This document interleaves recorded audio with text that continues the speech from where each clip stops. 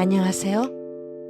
배우 박선옥이 들려드리는 생명의 문장들. 여러분, 듣는 서재에 잘 오셨습니다.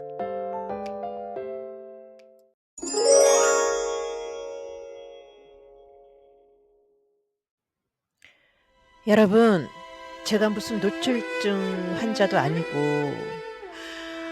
근데요, 요즘 너무너무 제 자신을, 저라는 배우가 있다는 것을 세상에 알리고 싶어서 제가 할 수 있는 방법을 동원해 봅니다.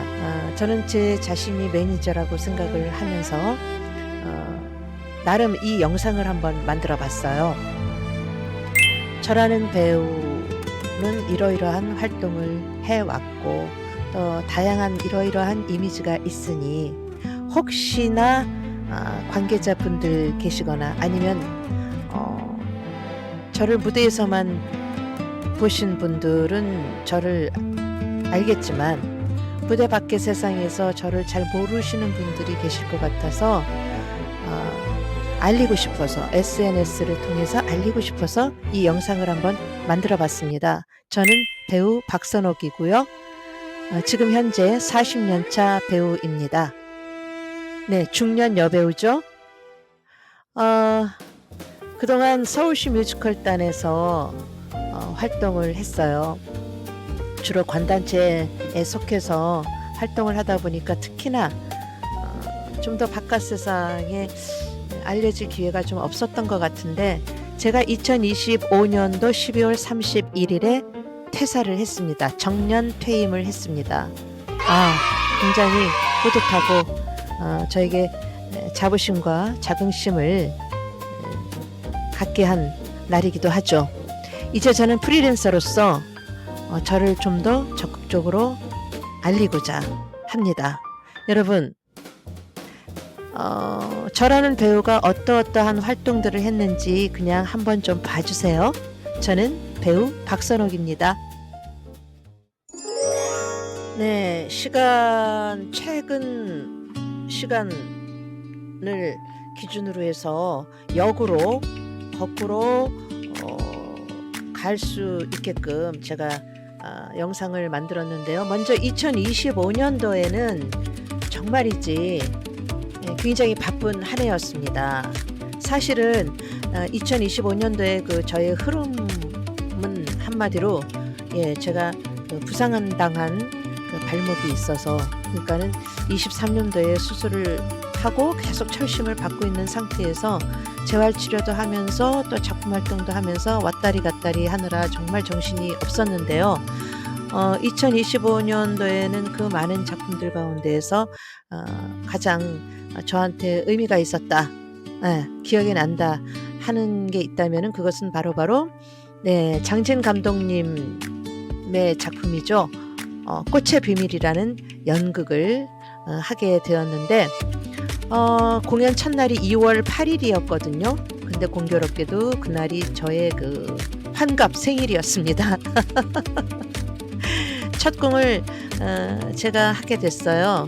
트리플로 제 배역은 소피아라는 역이었는데 트리플로 참가를 하게 됐는데 첫 공을 제가 하게 됐습니다. 근데 이날이 저의 생일이었기에 마침 그러니까 저는 음력 생일을 세요.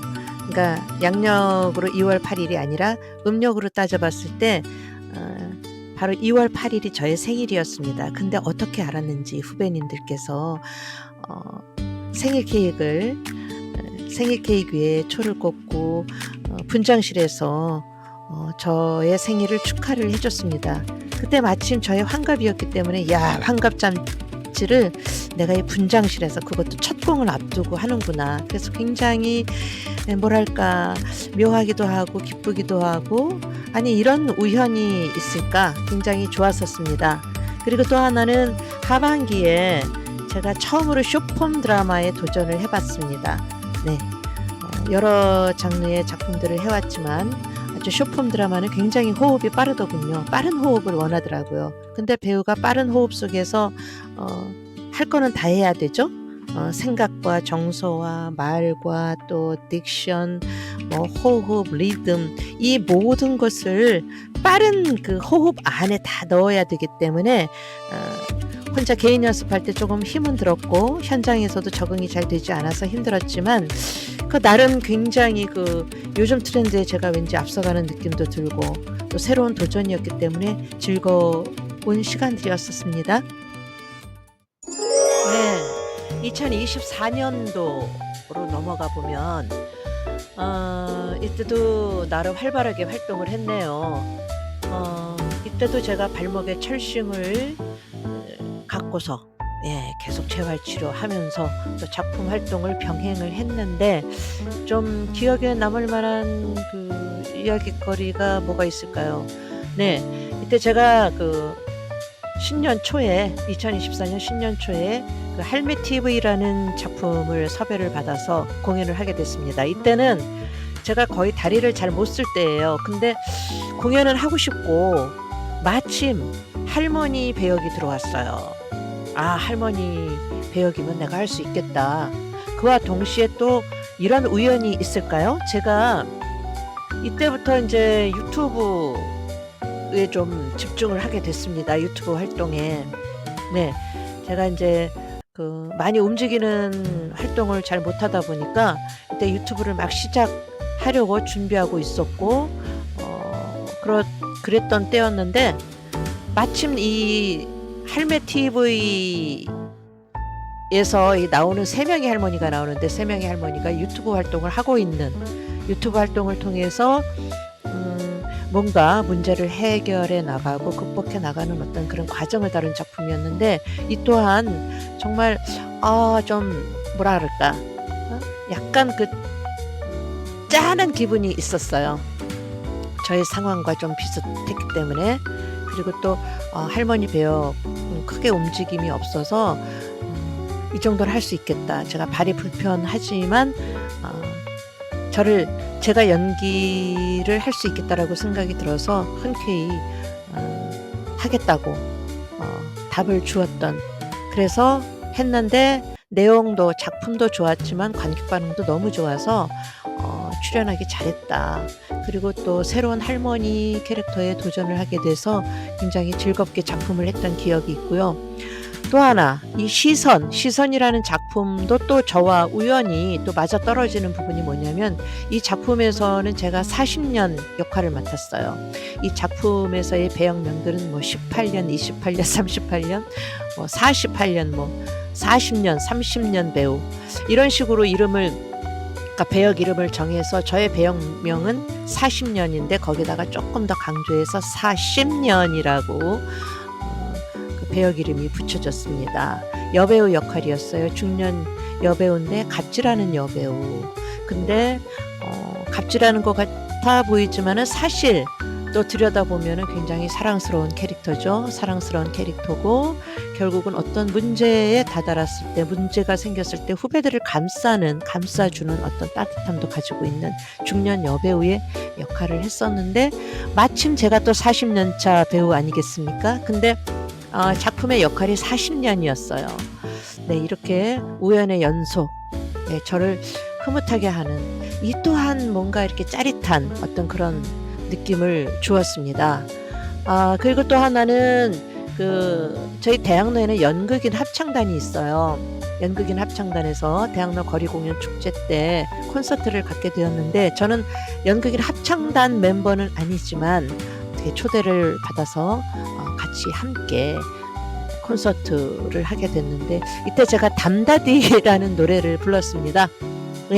좀 컨셉 자체가 뭐 7080 그 노래 컨셉이어서 뭘 할까 하다가 제가 80년대 때 나름 좋아했었던 그 담다디라는 곡을 준비를 했었죠.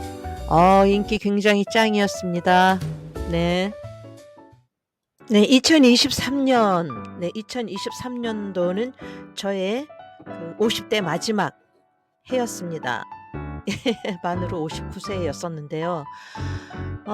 이때 하나만 얘기를 하자면은 가장 그 대표적인 어떤 작품이라고 할 수가 있어요. 제가 어찌 보면 서울시 뮤지컬단에서 한 마지막 저의 뮤지컬 작품이었습니다. 이 작품이 뮤지컬 다시 봄이라는 작품인데 한 가지 특이사항은 디바이징 뮤지컬이라고 해서 디바이징이라고 하는 것은 고안하다, 창작하다, 새로 만들다 뭐 이런 뜻이 있거든요. 근데 이러한 시도를 뮤지컬계에서는 처음으로 저희 서울시 뮤지컬단에서 시도를 해봤어요. 보통 일반 뮤지컬을 할 적에 어떤 작품이 있고 미리 만들어진 작품을 기본으로 해서 그걸 배경으로 해서 배우를 선별이라는 말이 좀 그런가? 배우를 배우 오디션을 보게 되고 배우를 뽑고 또 그 이미 준비된 음악에 있는 넘버들을 지정곡으로 해서 오디션을 보게 되어 있거든요. 근데 이 뮤지컬 다시 봄이라는 작품은 저희 단체 50대 배우들을 위주로 해서 같이 모여가지고 어떤 중년들을 위한 작품을 한번 우리도 중년이니까 중년들을 위한 작품을 한번 만들어 보자 해서 다 같이 모여가지고 회의를 했죠. 그러니까 직접 배우들이 작품을 하나 만들자 이렇게 결심을 하고 모이게 됐는데 그래서 그럼 내용이 일단 있어야 돼서 저희들이 각자의 사연들 어떤 직업은 배우지만 우리도 어떤 누군가의 엄마고 아내고 딸이고 그렇기 때문에 일상 속에서 우리가 느껴왔던 것들, 우리의 에피소드 이러한 것들을 각 배우들이 하나씩 하나 둘씩 모았어요. 모아가지고 그거를 어떤 작가님을 섭외해서 그 작가님한테 이걸 좀 구성해달라. 그래서 이제 대본 정리를 하였고, 그럼 여기에 이제 뮤지컬 넘버들을 넣어야 되는데 이 뮤지컬을 또 만들기 위해서는 작사 작곡가님이 필요하잖아요. 그래서 그분들한테 또 의뢰를 했고 그분들이 내용을 보고 이 내용에 맞는 또 이 캐릭터들의 이미지나 이런 목소리 뭐 여러 가지를 고려해서 음악을 만들었습니다. 그러니까 이렇게 역으로 작품 과정을 그러니까 역으로 만든 거죠. 기존에 우리가 그 뮤지컬 작품을 하기 위해서 배우들이 접근했던 방식과는 달리 배우들이 먼저 1번이 되고 그 다음에 작품을 만들고 자신의 이야기들을 갖고 작품을 만들고 또 거기에 따른 음악을 만들고 뭐 이렇게 해서 만든 작품들이었고 근데 먼저 이렇게 이 작품을 선보였을 때 중년들을 위해서 만들었다고는 하지만은 뭐 어린 학생들부터 해서 아주 나이 드신 분들까지 그리고 여성 관객을 위주로 겨냥을 했었는데 여성 관객뿐만 아니라 남성 관객까지 와서 이렇게 다 보면서 모두가 다 공감하는 그런 작품이 되었어요. 이 작품을 보면서 우리 엄마는 저래서 저랬구나. 내 아내는 저랬구나. 나의 과거 저랬었지. 그러면서 이제 다른 분들이 중년 여성들에 대한 그 애환을 이해하게 됐고 그 가운데 이제 작품을 보면서 눈물도 흘리게 됐고 그래서 굉장히 공감하는 그런 작품이 되었다. 그래서 굉장히 이게 이제 지금 현재 2023년도 이야기를 하고 있는데 이것이 계속 이제 서울시 뮤지컬단의 레파토리가 되게 된 그런 작품이기도 합니다. 네. 2022년도에는 제가 영화를 좀 찍었어요. 단편 영화를 찍게 됐는데 하나는 그 상업 영화로 가기 위해서 어떤 독립 영화를 먼저 하게 된 어떤 감독님 작품을 하게 됐고 또 하나는 이제 학생 졸업 작품에 참여를 하게 됐는데 단편 영화 클럽하우스 그 다음에 또 입춘 대길이라는 영화를 찍게 됐습니다. 처음으로 단편 영화 찍으면서 주인공을 맡게 된 작품들이에요. 다행히도 이 작품들이 굉장히 성과가 좋습니다.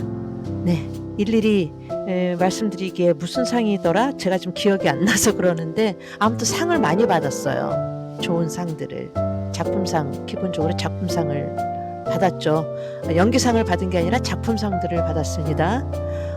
즐거운 기억으로 남아있는 그런 작품들입니다. 2021년도에는 제가 나름 또 영화를 많이 찍었네요. 그리고 광고도 했고요. 가장 기억에 남는 작품, 고양이를 키우시나요? 라는 작품인데 굉장히 미스터리한 작품이고, 어찌 보면 범죄 드라마고, 네, 어찌 보면 또 공포 드라마라고도 할 수가 있는 작품인데, 제가 맡은 역할은 정말 억울하게 저의 젊음을 뺏긴 그런 역할이에요. 오랜 세월 동안 그 침묵 속에서 살다가 다시 나의 젊음을 되찾을 수 있는 방법을 알아내고서 뒤늦게 포효하는, 뒤늦게 그동안의 오래된 그 침묵 속에서 그 침묵을 깨고 포효하는 어떤 역할을 하게 되는데, 이때 에너지가 장난이 아니었습니다. 네, 굉장히 처절한 울부짖음, 이런 것들이었는데요.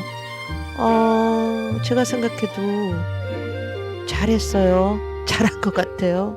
그때 감독의 말 한마디, 와, 온몸에 전율이 소름 쫙 돋았다고 하더군요.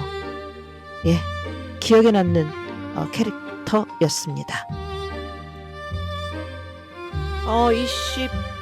21년 또 영화만 찍은 게 아니군요.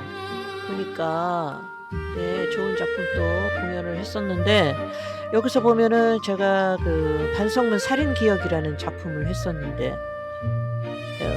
이 작품에 나오는 저의 캐릭터를 보고서 마침 이 공연을 본 감독님이 저를 캐스팅을 했는데, 바로 어떤 작품이랑 연결이 되냐면 아까 말씀드렸던 그 고양이를 키우시나요? 그 작품하고 연결이 됩니다. 이 작품을 통해서 바로 고양이를 키우시나요? 라는 영화에 이제 캐스팅이 되었던 거죠. 그리고 여기서 또 하나 좀 말씀드리고 싶은 게, 아까 제가 23년도인가요?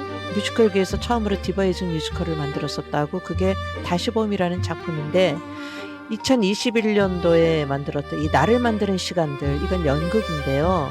어찌 보면은 이 연극도 바로 디바이징이라고 할 수가 있습니다. 이 또한 배우들의 사연을 모아서 작가님이 구성을 하시고, 거기에 맞춰서 저희가 이제 준비를 했으니까요. 공동 창작의 개념이었던 거죠. 이때 이 작품들도 굉장히 보람있는 시간이기도 했지만, 뭐랄까, 여배우들 간에 약간의 힘든 기싸움도 좀 있었고, 또 연출님이 여자분이셨는데, 서로 좀 애환이 좀 있습니다. 여러 가지 우여곡절 끝에 작품은 어쨌든 관객 반응 좋았고요. 성황리에 잘 끝날 수가 있었고, 그랬던 작품입니다. 와, 2020년도입니다. 2020년도. 이때 저한테 뭐라고 키포인트라고 해야 될까? 처음으로 제가 매체 광고를 찍어봤습니다. 저희 첫 작품이 뭐냐면 정관장이었어요. 정관장 동인비에서 출시하는 이라고 얘기를 해야 되나? 화장품의 메인 모델로 제가 광고를 처음으로 찍었던 그러한 영상의 이미지를 제가 올렸는데, 처음 광고 찍었는데 나름 화장품 모델을 내가 했다고? 나름 약간 어깨에 힘이 들어갔습니다. 아직 할만하구나. 내 외모가 조금 받쳐줬네.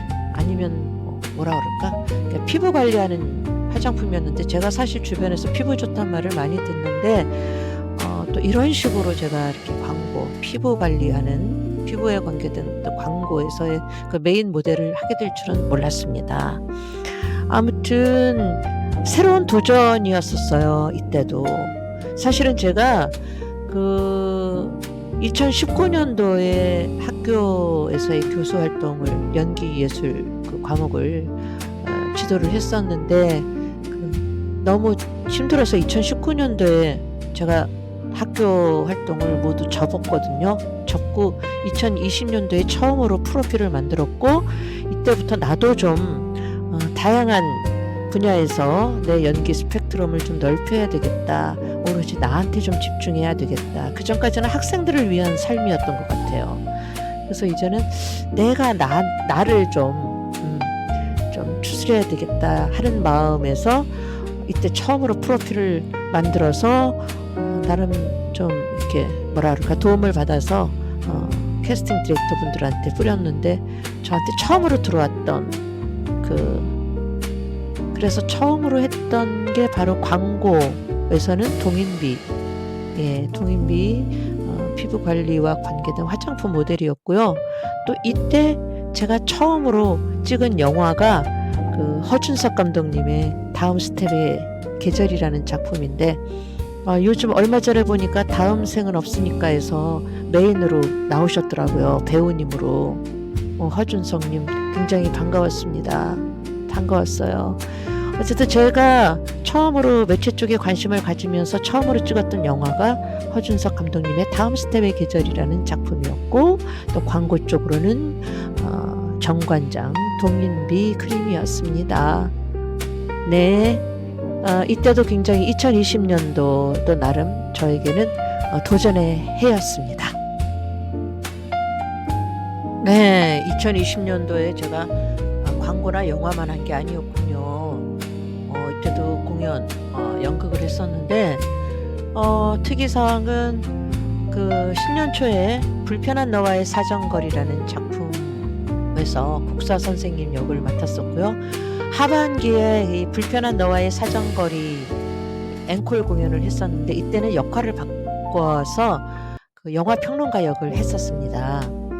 네, 근데 이 국사 선생님 역이나 영화 평론가 역할 이 두 인물의 어떤 대사들이 저의 그 가치관, 사상과 좀 안 맞는 어떤 그런 대사들이었어요. 그래서 굉장히 소신 있는 어떤 발언을 하는 것처럼 명료하게 대사를 해야 되는데 그것도 이제 저의 그 어떤 성향이나 어떤 그 가치관, 이데올로기랑 전혀 다른 그런 대사였기 때문에 하면서 좀 마음은 좀 불편했어요. 제가 별로 좋아하지 않는 어떤 그 색깔이었는데 그것을 굉장히 정당화시키면서 주장하고 강하게 주장하는 그런 역할이었었습니다. 근데요, 어쨌든 저는 배우니까 맡은 인물에 대해서 충실히 해야 되겠죠? 네, 이때 굉장히 그 명료하고 똑똑한 딕션으로 인해서 많은 분들이 저를 또 다시 한번 이렇게 보게 되었던 그러한 계기가 되었던 작품이었습니다. 예, 2019년도로 넘어가 보겠습니다. 점점 과거 속으로 넘어가네요. 네, 기억을 잘 소환해야 되겠습니다. 2019년도에는 제가 그 베니스의 상인을 했었네요. 이 당시에 베니스의 상인, 셰익스피어의 베니스의 상인을 뮤지컬로 만든다고 그래서 화제가 되었었는데요. 이때 제가 랜슬럿이라는 역할을 맡았습니다. 이때 그 대사량이 많은데 그 많은 대사를 굉장히 랩하듯이 아주 빠르게 대사를 치고 빠져야 되는 그런 역할이었죠. 그때 굉장히 그 뭐라 그럴까 호흡도 길어야 되고 저에게 주어진 시간이 짧은데 많은 양을 랩하듯이 속사포로 막 뭐라 해야 되는 것이었는데 그러면서 또 우리 배우들은 대사 전달이 잘 돼야 되잖아요. 아무튼 매번 공연할 때마다 그 빠르게 해야 되는 그 대사 그런 호흡을 유지를 잘 했어야 되는데 그때마다 매번 대사 까먹을까 봐 뒤에서 무대 뒤에서 항상 긴장하고 매번 여러 번 연습해서 무대에 올라갔던 그런 기억이 있습니다. 그래도 잘 해냈어요. "야 주변에서 박선옥 살아있구나." 라는 소리를 들었습니다. 그래도 제가 50 대였으니까 사람들한테 그런 면에 있어서 또 칭찬을 받을 만했었던 것 같아요. 야 2018 년도 요것도 할 얘기가 참 많습니다. 네 일단 애니 얘기부터 할게요. 이 애니라는 작품은 저희 뮤지컬단에서 그러니까 서울시 뮤지컬단에서 총 6번을 했던 그 겨울 작품 레퍼토리였었습니다. 그때 제가 그 총 6번 중에서 5번을 같은 역을 했어요. 물론 매번 오디션도 봤고요. 그래서 제가 그 미스 해니건 원장 역을 했었는데 6번 작품하면서 그 매번 오디션에 참여하면서 5번 같은 역을 맡아서 했다라는 것은 저 배우 인생에서 또 이정표가 될 만한 그러한 거죠.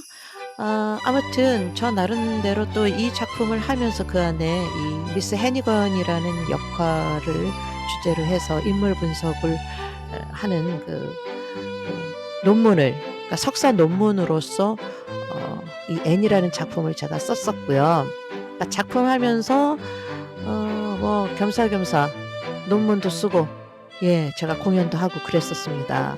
2018 년도가 제가 그 애니에서 미스 해니건 역할 마지막으로 했었던 연도인데요. 이때 기억에 남는 거는 아마도 제가 이 5번의 해니건 역할을 하면서 5번의 어떤 그 대중들에게 잘 알려진 연예인분들하고 계속 매번 더블을 했었는데 가장 잊혀지지 않는 분이 바로 윤복희 선생님이셨어요. 이때 저에게 가장 큰 사고가 있었죠. 무대 위에서 세트가 넘어졌어요. 세트가 넘어지면서 제가 양발을 다 다쳤죠. 물론 뼈는 다행히 부러지진 않았지만 이때는 굉장히 바로 공연을 해야 되는 상황에서 공연 도중에 다쳤으니 어째요? 그래도 그 당일날은 잘 했습니다. 무사히 넘어갔는데 그 다음날이 문제였죠. 그 다음날도 제가 공연을 했어야 했는데 양쪽 다리에 다 붕대를 감고 있어가지고 공연을 할 수 없는 상황이어서 부득이하게 윤복희 선생님께서 저를 대신해서 공연을 하루 해주셨어요. 윤복희 선생님 왈 내가 지금까지 공연하면서 후배 대타 띄워주기는 처음이다 라고 이렇게 말씀을 하셨었는데 아무튼 기억에 안 남을래야 안 남을 수가 없습니다. 세트 사고가 있었고 다리를 다쳤고 윤복희 선생님이 저를 대신해서 공연을 해주셨고 그런 에피소드가 있네요. 그리고 또 하나 여기 보시면은 제가 그때 2018년도에 서울시 뮤지컬단에서 콘서트를 했었는데 라스트 넘버로 제가 올드 재즈를 불렀습니다. 이 올드 재즈 여러분들도 다 아실 텐데 이때 제가 건강 상태가 굉장히 안 좋았어요. 근데 이 노래는 아시다시피 굉장히 파워풀하고 섹시하고 뭔가 이렇게 느낌 다 살려줘야 되고 그리고 또 앙상블하고도 조화를 잘 이루어서 해야 되는 역할이었는데 제가 건강이 많이 안 좋았어요. 건강이 안 좋다라는 얘기는 소리를 잘 낼 수 없는 몸 상태였거든요. 근데 마지막 넘버 뮤지컬 콘서트에서 마지막 넘버곡으로 이 올드 재즈를 해야 한단 말이에요. 그 역할을 맡았단 말이에요. 그래서 연습하면서 주변 사람들을 많이 걱정케 했죠.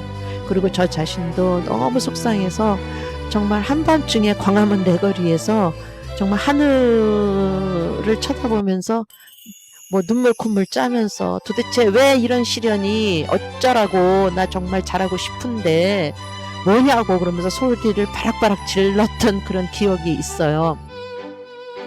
그리고 이때 그래서 내가 할 수 있는 거 컨디션을 먼저 잘 챙겨야겠다 해가지고 아마도 공연 일주일 전부터 매 끼니를 육식으로 다 단백질 섭취한다고 매 식마다 고기를 열심히 먹었습니다. 그리고 열심히 소리를 지르지 않으면서 연습을 했죠. 그냥 노래 소절마다 호흡을 어떻게 쓸 건지, 그래서 속근육을 단련을 시키면서 처절하게 연습을 했었습니다. 결과는 어떻게 됐을까요? 네, 역시 박선옥이다 소리 또 들었죠. 네, 제 자랑이었습니다. 뿌듯했습니다. 어쨌든 무대 위에서 배우는 인정사정 없습니다. 뭐 배우의 사생활이 어땠었던 어떤 컨디션이든 관객은 모르잖아요. 무조건 잘 수행을 해내는 게 저희 배우들이니까요. 네, 이때 2017년도에 했던 작품 소나무 아래 잠들다가 기억에 남는 작품입니다. 이때 그 치매 걸린 시어머니 역할을 했었어요. 그래서 치매라는 질병에 대해서 많이 조사하고 알아보고 고민하고, 그래서 그 특성들을 잘 제가 맡은 인물에 녹여내려고 굉장히 열심히 했었습니다. 여기 사진 보면은 등에 엎여 있는 모습 보이시죠? 그때 대사가 지금도 생각이 나네요. 저를 업고 있는 사람은 제 며느리인데 제가 그럽니다. 나 죽으면 나 태우지 마라. 뜨거운 거 너무 싫어. 뜨거우면 나 무서워. 네, 이렇게 대사를 했던 것 같습니다.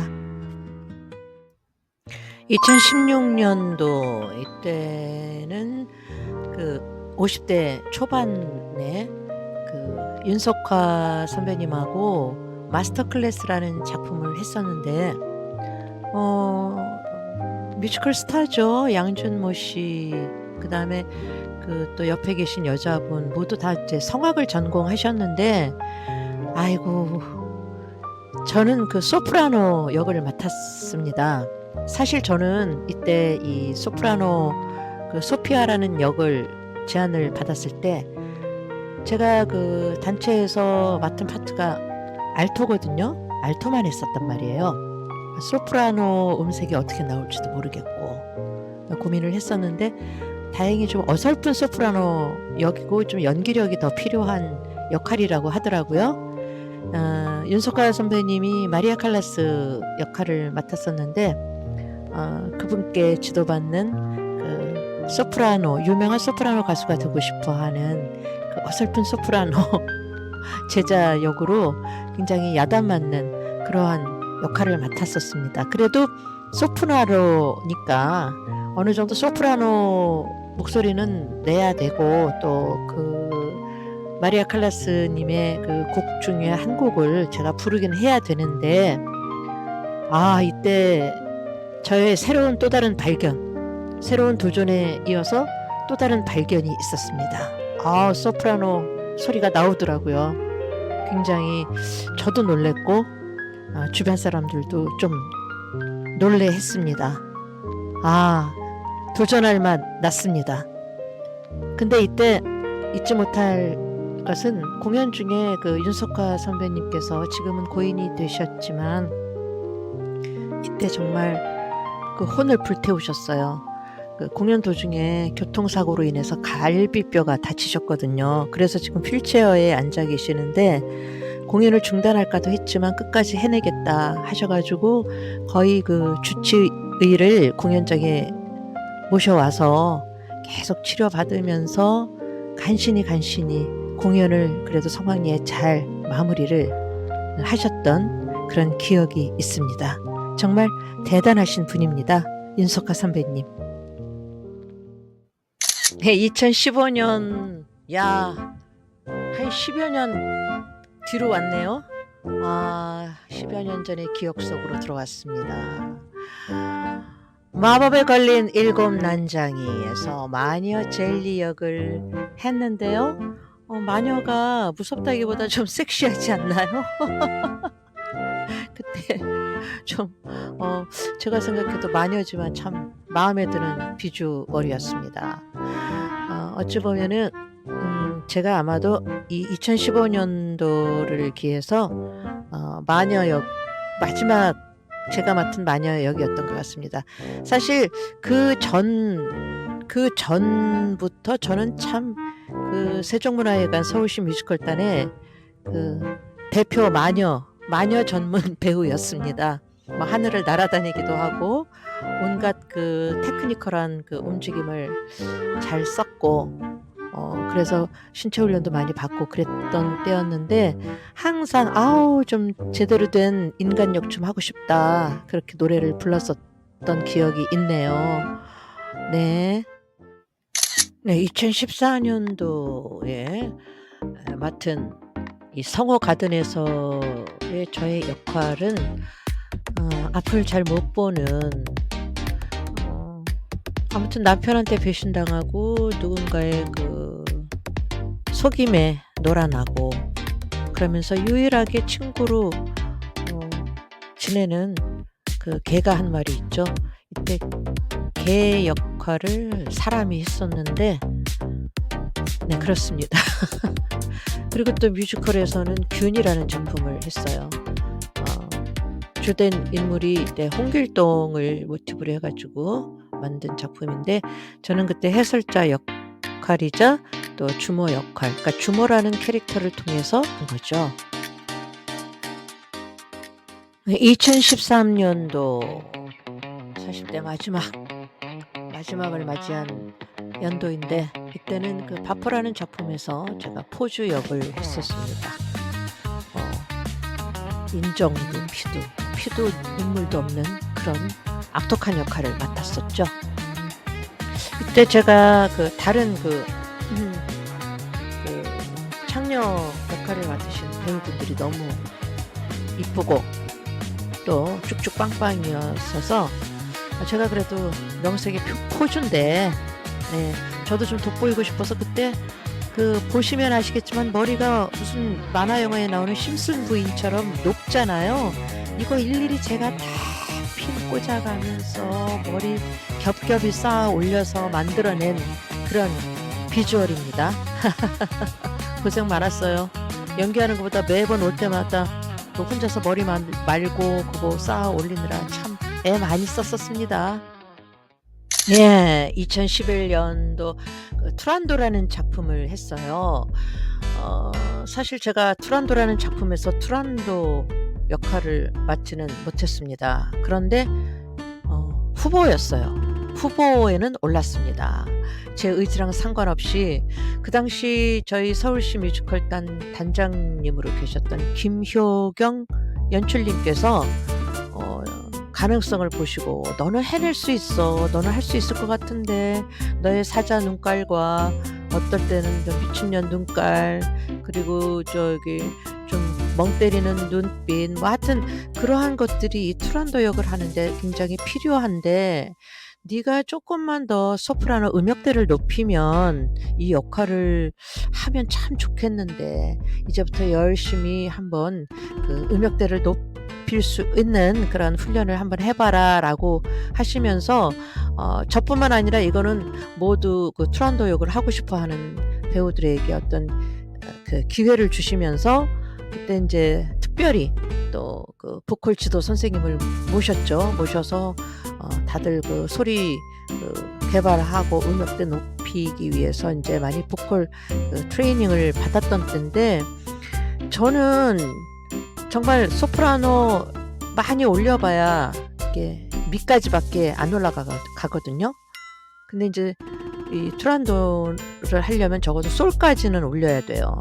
근데 그 미에서 솔까지 올리는 게 굉장히 어렵더라고요. 어렵고 또 굳이 그렇게까지 하면서 제가 이 역을 꼭 맡아야 될까? 뭐 그런 생각도 했었습니다. 그래서 연습하면서 틈틈이 이제 김효경 선생님이 체킹하시느라 그 투란도 그 배역 후보에 올라 있는 그런 배우들한테 한 번씩 테스트를 해보시면서 자 한번 해보세요 소리 들어봅시다 이렇게 했었는데 제가 한 번은 안 했어요. 저요 그냥 이 역할 안 하겠습니다. 그리고 더 이상 해도 안 되는 것 같고요. 그리고 지금 떨려서 못 하겠습니다.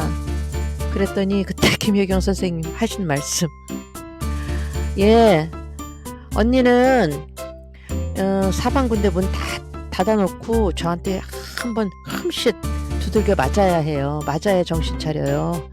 그런 정신으로 무슨 배우를 하겠다고.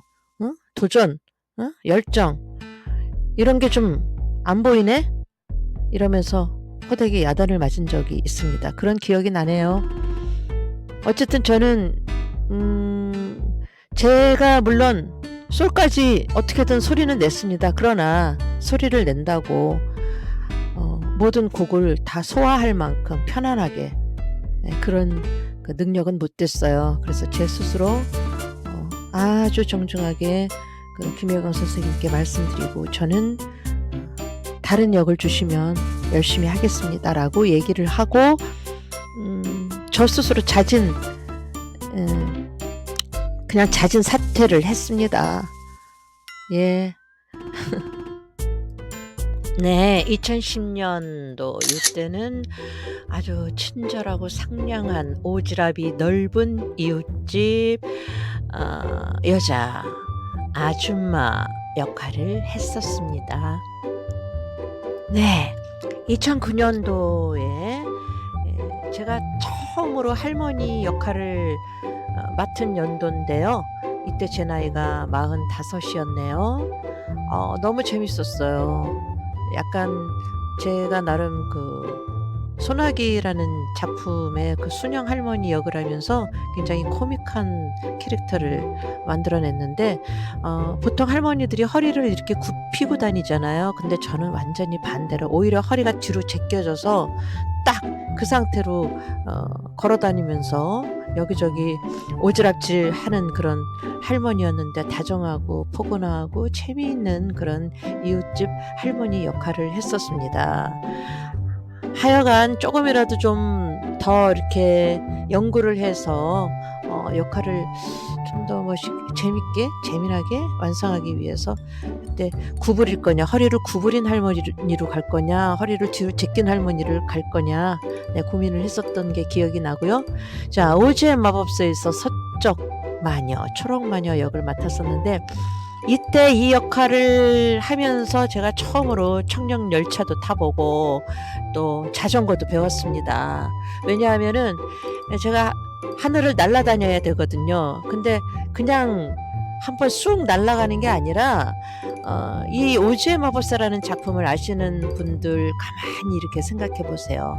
자, 동네에 이렇게 막 태풍, 회오리바람, 굉장히 커다란 자연재해가 있는 가운데 집도 날아가고 자전거 타고 있던 여자도 막 날아가면서 중간에 그 자전거 타고 가던 여자가 마녀로 변하잖아요.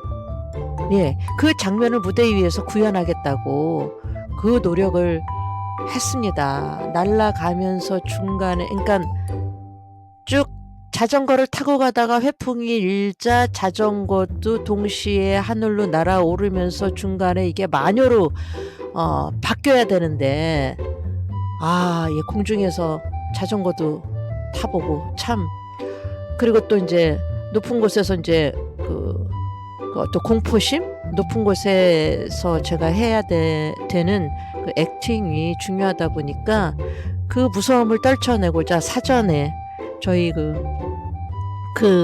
그때 유희성 단장님이셨는데 단원들 전체를 놀이동산으로 데리고 가셨어요. 그리고 마녀 역을 하는 사람은 이 청룡열차도 한번 타봐야 된다고 그래가지고 억지로 타봤습니다. 진짜 근데 그거 타고 나니까 다른 놀이기구 타는 게 무섭지가 않더라고요. 아무튼 좋은 기억이었습니다. 네, 2007년, 2006년도 이렇게 가볼까요?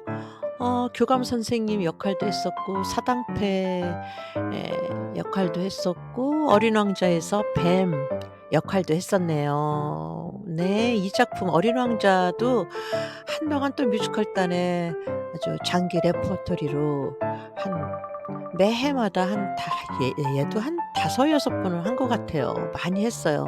그때마다 또 역시 제가 늘 뱀 역할을 했었습니다. 이때 그 뱀을 표현하기 위해서 손 운동을 많이 했어요. 손으로 뱀을, 그러니까 팔과 손, 어떤 다리 라인, 이 모든 걸 사용해서 온몸으로 뱀을 표현하기 위해서 굉장히 꿈틀꿈틀대고 웨이브도 상당히 그때, 이때는 웨이브 참 잘했었는데, 그리고 목 관절도 예. 아무튼 그 뱀을 표현하기 위해서 온몸으로 정말 열심히 했었습니다. 네. 2005년도로 가 볼까요? 그러니까 지금으로부터 이게 20여 년 전이네요. 20여 년 전에 제가 이러이러한 작품들을 했었고, 이때 저의 모습이네요. 네. 이때는 그래도 나름 허리 라인도 있고 그랬었네요. 네.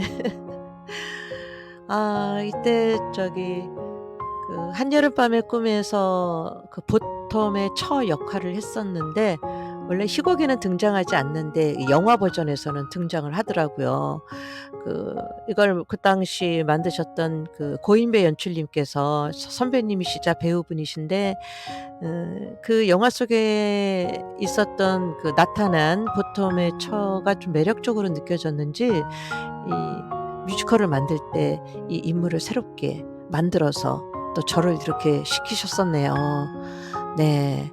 그리고 넌센스라는 작품은 제가 그 뮤지컬단에 들어가기 전부터 90 년대부터 그 대학로에서 한 3-4 년간 했었던 작품이에요. 이때 제가 맡았던 역할은 허버트 부원장 역할을 했었는데, 참 오래 했었고 또 한 역할을 정말 꾸준히 오래 했었기 때문에 제가 뮤지컬단에서 그 프로그램을 개발할 때 그 제가 했었던 그 뮤지컬 넌센스라는 작품을 다시 재구성해서 활용을 하기도 했었습니다. 이게 인제 콘서트 무대에서 하기도 하고, 어떤 이런 암 센터나 그 문화 혜택을 제대로 받지 못하시는 분들을 방문할 때 넌센스라는 작품을 만들어서 다녔던 기억이 있고요. 그다음에 2003년, 네, 39 살이었네요. 네, 39 살. 이게 만 나이인데, 그러니까 제가 40 살에 이 아가씨와 건달들에서 아들레이드라는 역을 했습니다. 사실 10여 년 전에 1990 년대 때 민중극단 단원이었었는데요. 그때는 그 민중극단에서 제가 그때도 아들레이드 역을 했었거든요. 근데 10여 년이 지난 것 같아요. 2003 년도에 그 10년 만에 다시 아가씨와 건달들에서 아들레이드 역을 맡아서 하면서 굉장히 감회가 새로웠었고, 한 가지 또 재미있는 사실은요.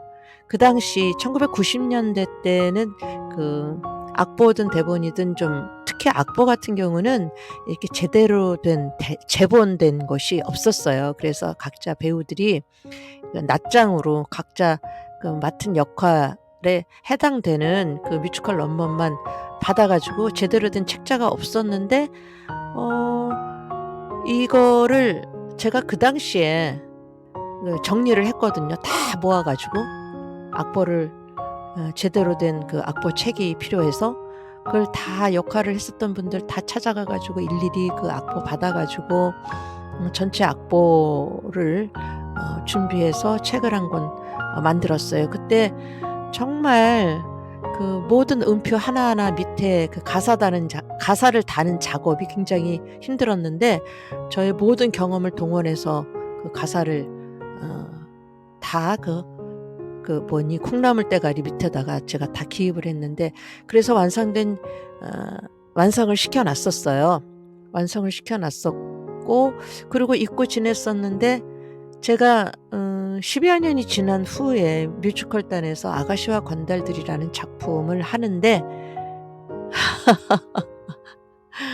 자, 새로운 대본, 그다음에 새로운 악보를 나누어 주겠죠. 근데 제가 받은 악보를 보고 깜짝 놀랐습니다. 바로 그 2005년도를 기점으로 해서 제가 십몇 년 전에 만들어 놨던 그 악보를 제가 받은 거 있죠. 제가 직접 손글씨 써 가지고 만들어 놓은 그거 그대로, 예, 정말 놀랍지 않습니까? 뭐 여러 가지 놀람의 의미가 있습니다. 그동안 아무도 손을 안 댔다는 거에, 예, 다시 수정을 하지 않았다는 거에도 놀라웠고, 또 그것이 다시 내 손으로 들어와서 제가 저희 뮤지컬단 단원들이 제가 만든 악보를 보고, 제가 정리한 악보를 보고 같이 연습을 했다는 거, 참 살다 보니까 여러 가지 일이 많더라고요. 네, 훌쩍 뛰어넘어서 2001년으로 왔네요. 2001년도 그럼 지금 시점에서 그러니까 25년 전인가요? 어쨌든 그런가요? 모르겠다. 아무튼 이 2001년도 37살.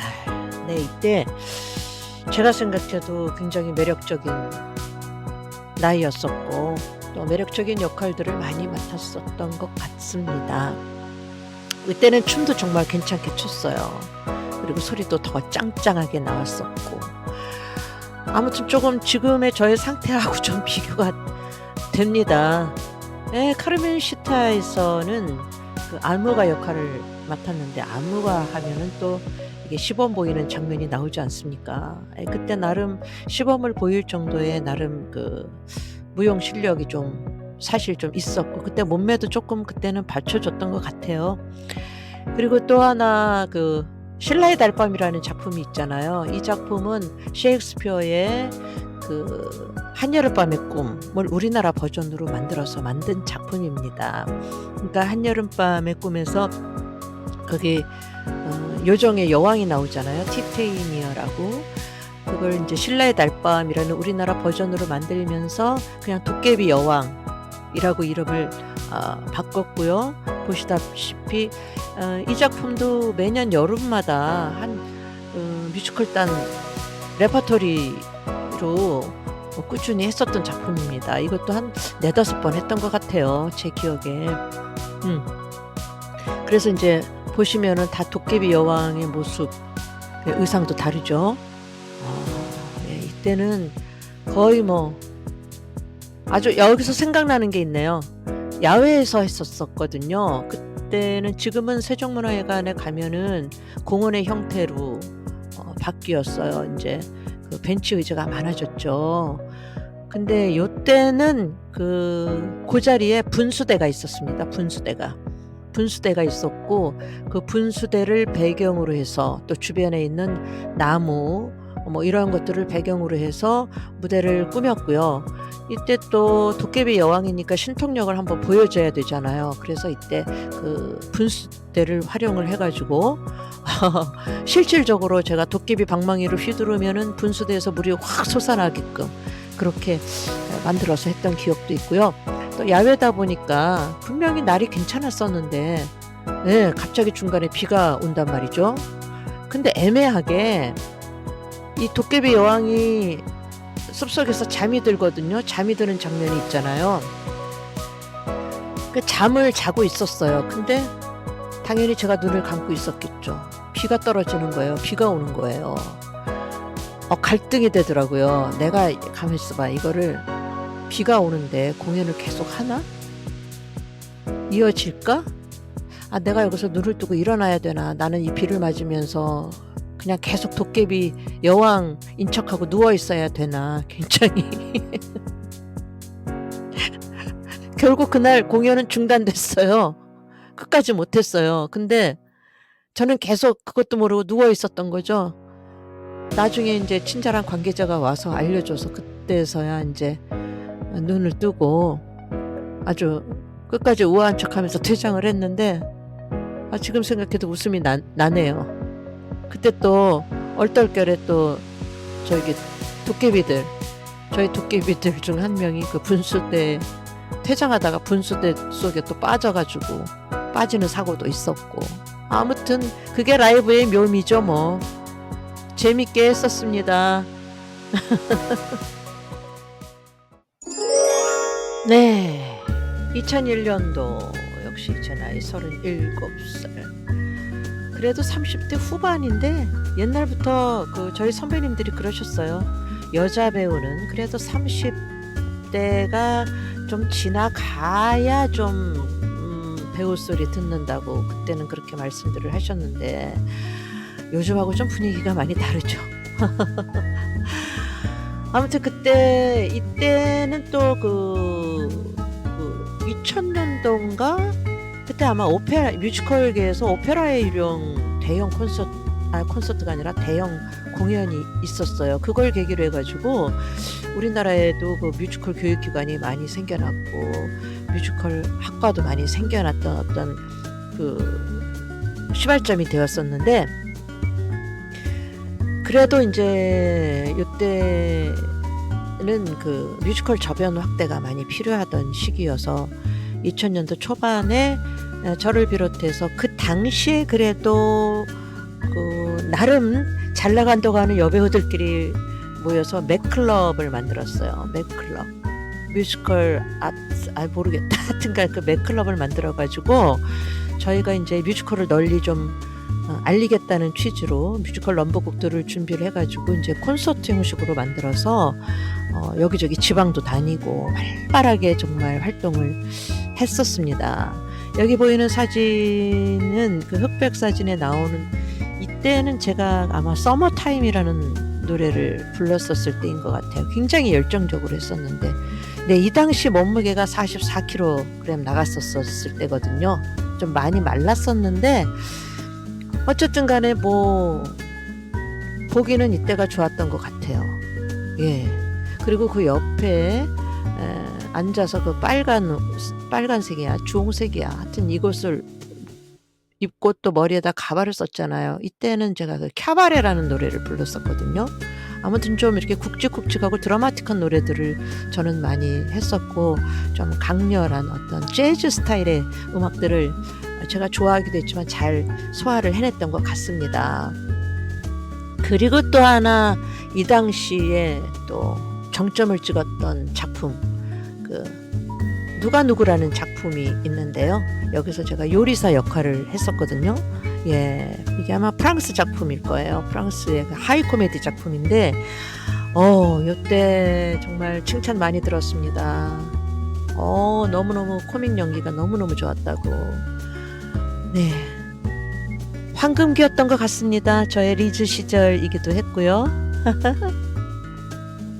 그리고 제가 제 목에 이렇게 걸려져 있는 털, 우리는 이 당시 그냥 닭털이라고 했는데 요때는 요 닭털만 탁 목에 두르고 휘어 감으면서 무대를 나가면 그냥 그것으로 그냥 끝이었죠. 먹혀주던 때였습니다. 닭털 저 지금도 보관하고 있습니다. 정말 또 언제 쓸 일이 있을까요? 근데 그걸 쓰고 나온다고 사람들이 와우 그럴까요? 세상이 하도 많이 변해서요. 아무튼 여기까지 정리가 된 듯 합니다. 예, 제가 1984년도부터 연극에 입문을 해서 이제 쭉 활동을 해왔는데 그전 자료들은 없더라고요. 제가 준비한 자료는 여기까지입니다. 네, 배우 박선옥의 듣는 서재였습니다. 그런데 여러분, 목소리의 주인공인 배우 박선옥의 진짜 삶, 배우로서의 현장이 궁금하지 않으신가요? 궁금하시다면 배우 박선옥 세상에도 방문해주세요. 고정 댓글에 올린 링크 클릭하시면 금방 가실 수 있답니다. 여러분, 자주 만나요.